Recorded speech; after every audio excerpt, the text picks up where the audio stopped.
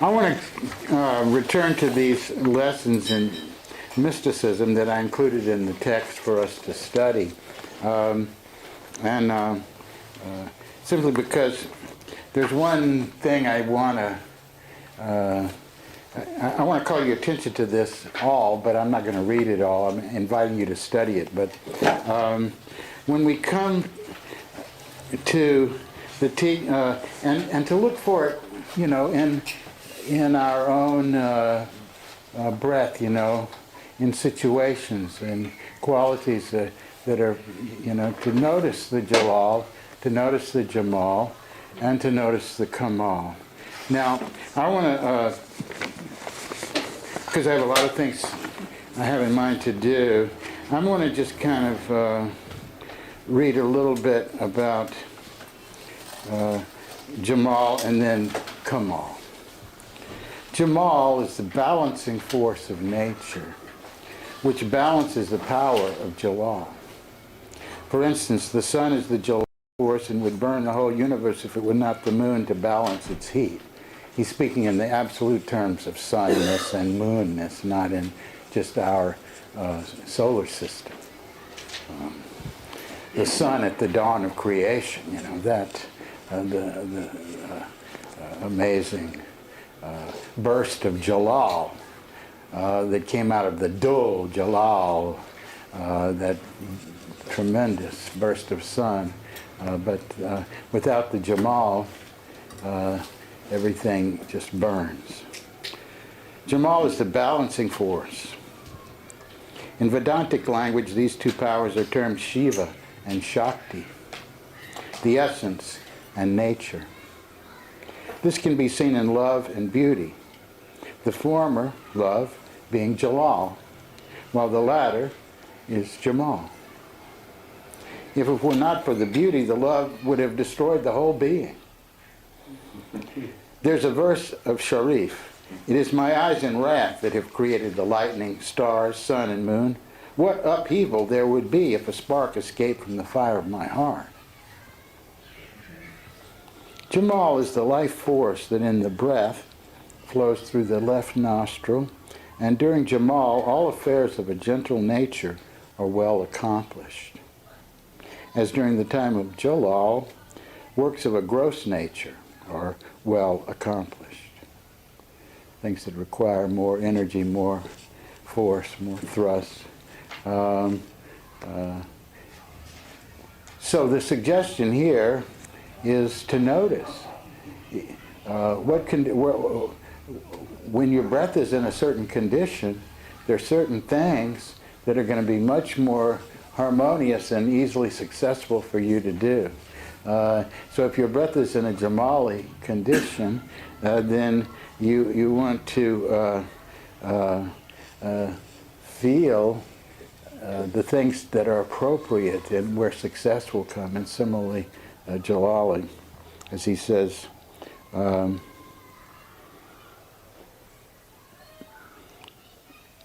during Jemal, all the affairs of a gentle nature are well accomplished. As during the time of Jelal, works of a gross nature. People who have the Jemal temperament show grace and beauty in their thought, speech, and action, and control and balance as well. The reason is that the life force is not in its great intensity in them. The people of Jelal temperament show the contrary. A person of Jemal temperament is easy to get on with, and a person of Jelal temperament is difficult. And yet it depends upon the evolution of the person, because if a person is evolved, they're always going to be harmonious in some sense. The Sufi, understanding the nature of Jelal and Jemal, acts harmoniously in all situations of life. And we do this sometimes with Murshid's astrological yoga practices with sun and moon, and balancing sun and moon. If you can bring, so the sun breath is in through the right and the moon breath is out through the left. So if you inhale right and you exhale left,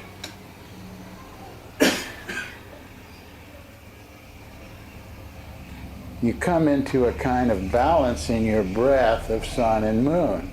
Now, The, the meeting of opposites can be destructive and can be Kemal in the sense of everything is destroyed. When we get to Kemal, that's what I really wanted to get into, so to understand, because so much of our practice has to do with bringing the opposites together. The human being, by nature, in our fullness of being human, we're here balancing heaven and earth, perfection and limitation. The heart can see both at the same time. That's the amazing thing about the heart.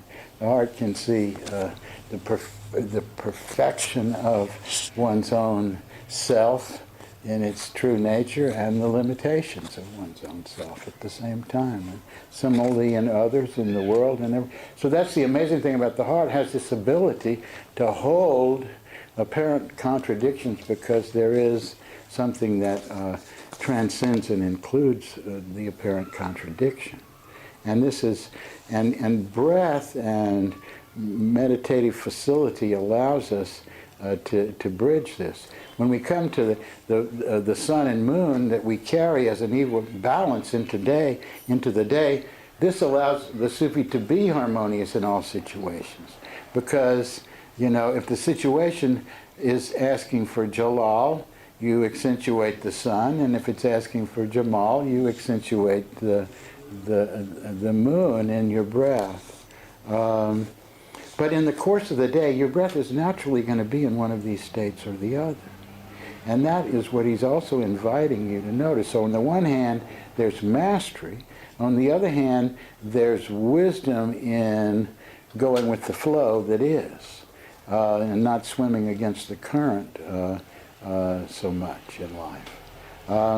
And so that's why he's asking you to look into the state of the breath.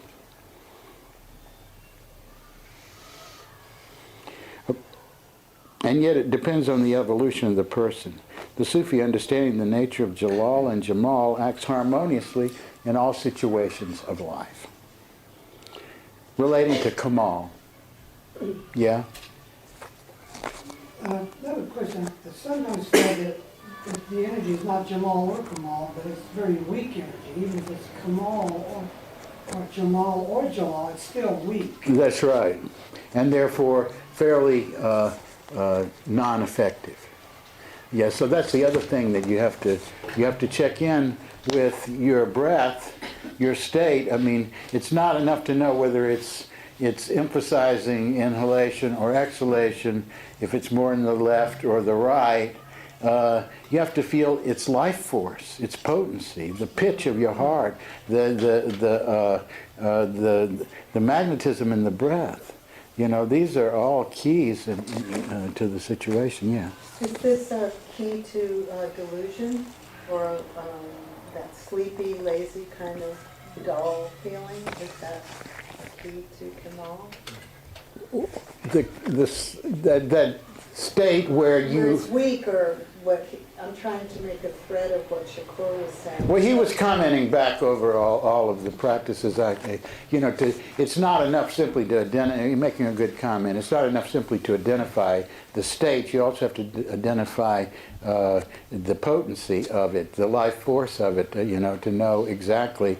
Okay, my breath is in a very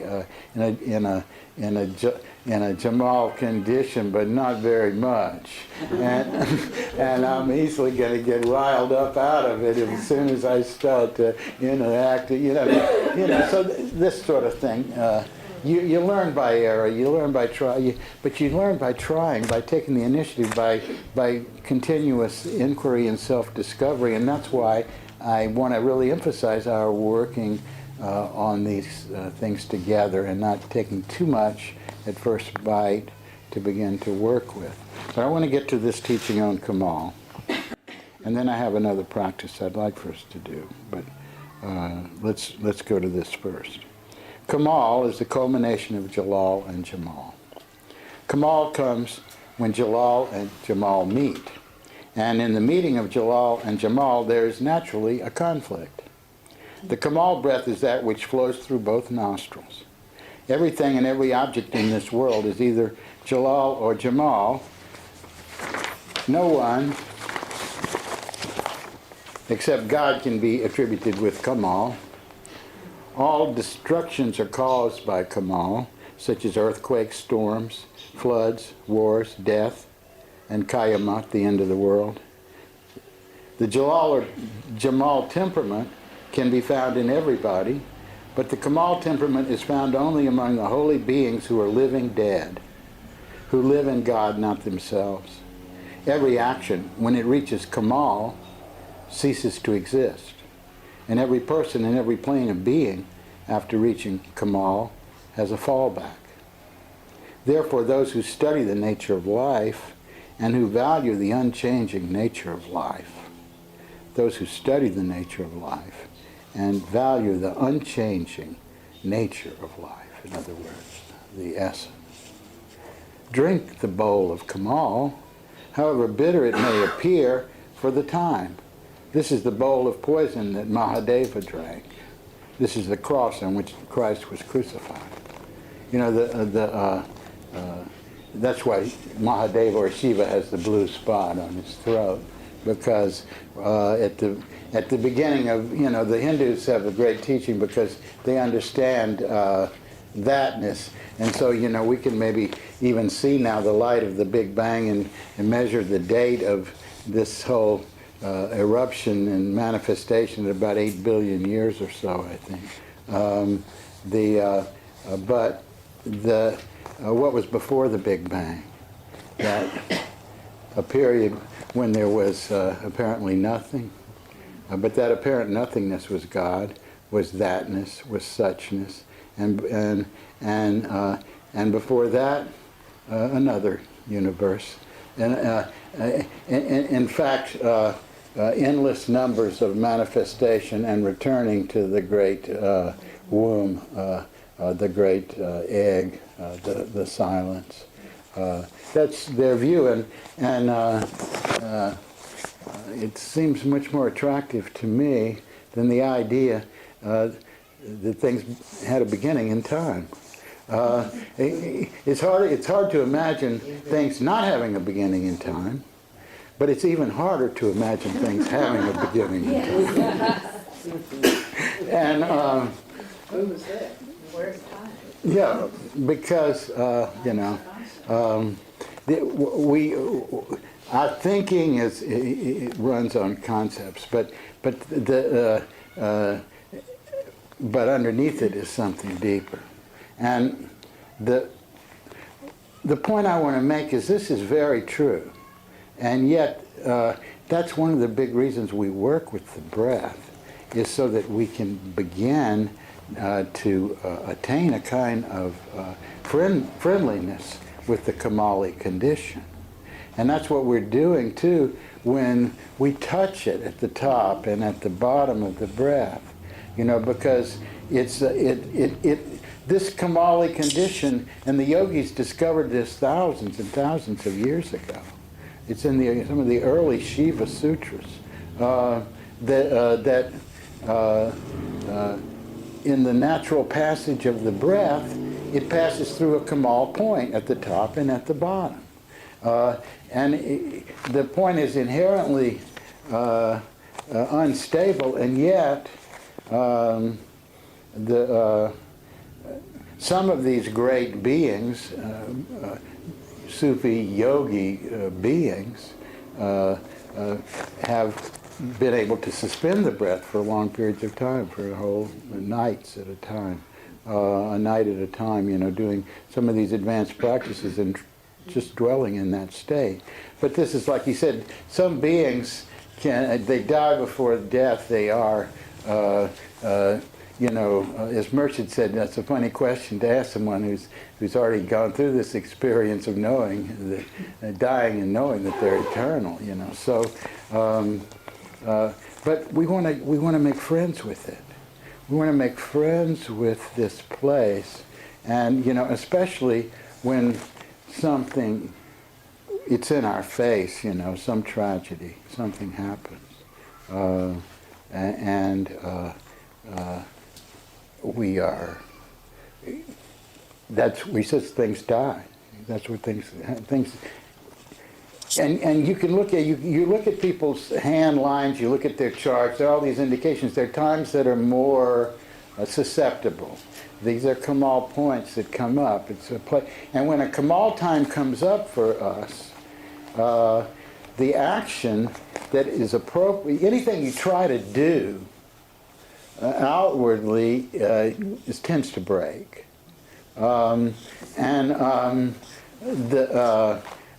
so you turn your attention within and you break the concept of yourself.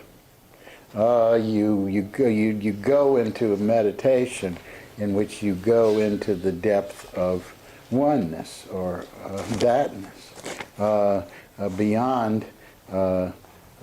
It's a great time to meditate, in other words.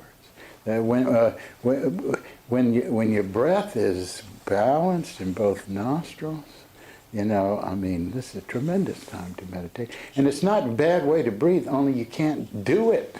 You try, if you really were, if you had something, a device measuring, which is quite possible to have, you would notice that it's extremely rare for the breath to be totally balanced between both nostrils. After some practices, which I won't go into right now, but we will go into at some point along our way.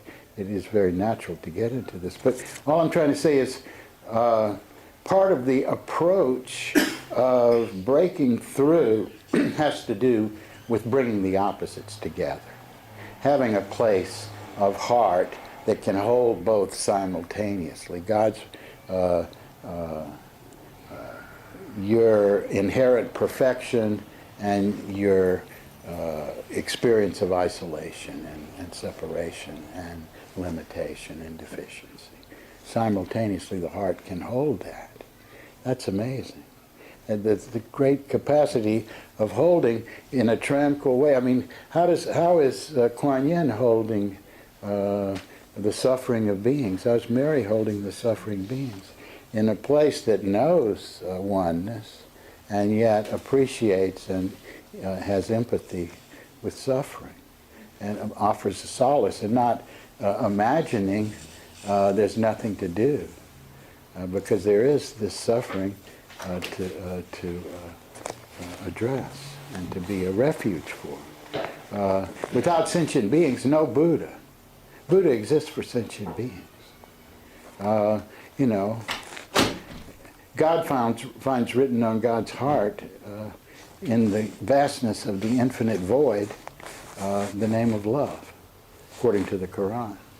I found written on my heart in the voidness of my state, love. An inherent bubble is going to come up.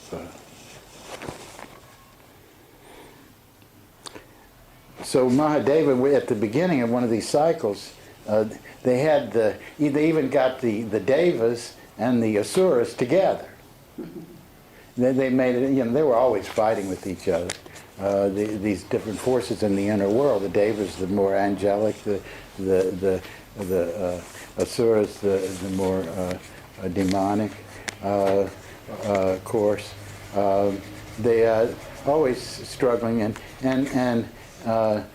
but the one thing they could agree on at one of these cosmic rebirthings of the universe was they wanted the soma. They wanted the nectar of immortality. It was in the great lake of being. And so they got the dragon, some gigantic cosmic archetype, and they began to churn with the devas and the asuras all cooperating together to bring up this nectar of immortality from the waters of pre-existence, so for the benefit of beings to have, so that we could know immortality. But poison comes up instead. That's the first thing that comes up, is all the poison. And so Vishnu, who's another face of God, along with Shiva and Brahma, says to Shiva, Mahadeva, would you please? And he says, certainly. So he goes and he drinks it all, drinks the poison down. And because he is totally identified with that which is eternal and immoral, the only effect it has on him is it leaves this blue mark on his neck, which is one of the adornments you see of Shiva. And then the soma can come up. See, not until you can drink the poison as nectar can the nectar arise. And this is again at the cosmic level, and also at a deep psychological level for each one of us, that we have to find a place where we the bitterness that comes, we're willing to accept it and to go deep into the root of it and to find what is underneath it all. To be fearless, because if one has already died to the false self, what has one got to fear? And this is so. I mean, you can't really separate out one thread like breath and take it through everything, because that's too linear. It's too narrow. Because as it develops, you see the interconnectivity with all these other factors that we're bringing in from the very beginning of it. And this is, but breath for us here will be our lens that we come back to as a way of getting a view and adjusting our view and moving forward, using all of these other methods along with it. And that's the way in which I want to present this, because I'd like to use this as a vehicle for our awakening on the Sufi path, and it is a tremendous vehicle. But if we just grasp it as a kind of a thing where we're just working with breath, and the other stuff is out of our focus, it's not going to be that helpful. And then if we integrate with the beginning with understanding, okay, breath is a lift that can take you to any floor. It's a current that can connect anything from the inner and the outer. But how do we do that? How do we make it that way? By refining it, by making it, by connecting, attuning, raising the pitch of the heart, attuning with our ideal, attuning with what we find beautiful, the perfection that we find beautiful. That's what we use to raise our the awareness factor in the breath that we're working with. But so I wanted to just say a little bit, because so that people aren't just kind of floored by these teachings on the Kemal state. Though when you are hit with one, you frequently are floored, and it pulls out all of your underpinnings, and if you're graced, you can go through that and have a tremendous growth as a result of it. But it's something to know, and it comes up not simply as a big pattern where you die, but as in little patterns where you notice it in your life, and you see everything I'm trying to do now, no matter whether I'm doing it this way or that way, it's just, I'd be better off not to do anything at this moment. That's the thing, that's the letter that you don't answer now, if you answer it, you're just going to screw things up, you just are, there's nothing, it doesn't matter how you answer it, you just can't answer it at this moment in this state, For example, you identify it, and by just gaining this kind of discernment, you are able to navigate a lot better. So you you turn your attention at those times towards things that are more inward and more meditative and contemplative, and you can do a lot of inner work at that time, Kemal time. But we want to have a balanced breath. We want to be, but we need that sense of the balancing quality of the Jemal. But some of us need a balancing quality of Jelal, because we're very, very tendency is toward a Jamali personality that is really afraid of power and has a reaction to power and won't therefore own one's own power and connection with the divine power.